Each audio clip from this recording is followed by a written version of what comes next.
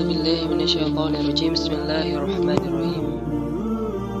Dari hadis yang dijelaskan oleh Ibnu Abbas Ibnu Abbas qala Rasulullah sallallahu alaihi wasallam, man sarhu ayyakun akraman nasi falyattaqillaha azza wa jalla wa man sarhu ayyakuna aghnan nas falyakun bima fi yadillahi awsaqa minhu bima fi yadihi.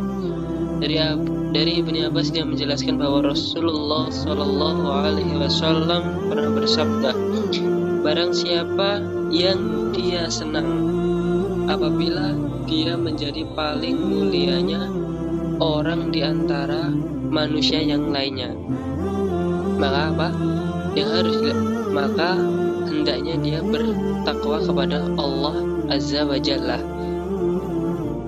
Bagaimana para saudara jamaah, pengertian dari ketakwaan itu adalah ketika kita bisa mentakuti, kita bisa takut terhadap dosa-dosa apa yang akan kita kerjakan.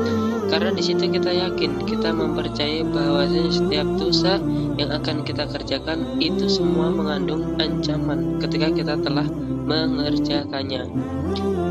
Baik di situ ketika ada orang maupun ketika tidak ada orang yang menyaksikan langsung bagaimana keberadaan kita, namun di situ kita tidak berani melanggar, kita tidak berani berbuat dosa karena kita yakin bahwasanya Allah senantiasa selalu melihat gerak-gerik pergerakan apa yang kita lakukan, apa saja yang kita kerjakan.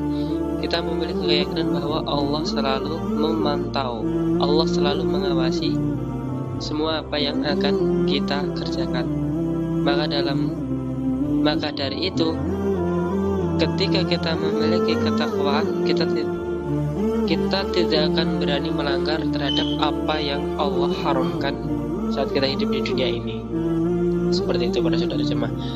Jadi seperti bahwasanya Rasulullah SAW juga dulu pernah menjelaskan bahwasanya paling ihsannya manusia, paling hebatnya manusia itu ketika keimanannya sudah berada di istilahnya itu memiliki keimanan ketakwaan yang kuat, yang tinggi, adalah bahwasanya dia manusia, dia hamba itu bisa merasa bahwa Allah itu ada di hadapannya secara langsung, melihat pada dirinya, sehingga ketika dia mau melanggar itu secara otomatis tidak mungkin akan berani semena-mena berbuat seenaknya sendiri, berbuat dosa, melanggar, melarang peraturan Allah secara terang-terangan, itu tidak akan mungkin. Nah, ketika orang bisa memiliki keyakinan yang seperti itu, bisa menikmati hidup dengan hal yang seperti itu, maka dia termasuk bahwasanya paling baiknya manusia, takwanya manusia. Nah, seperti ketika kita tidak bisa berada dalam posisi tersebut, Nabi juga memberi arahan, maka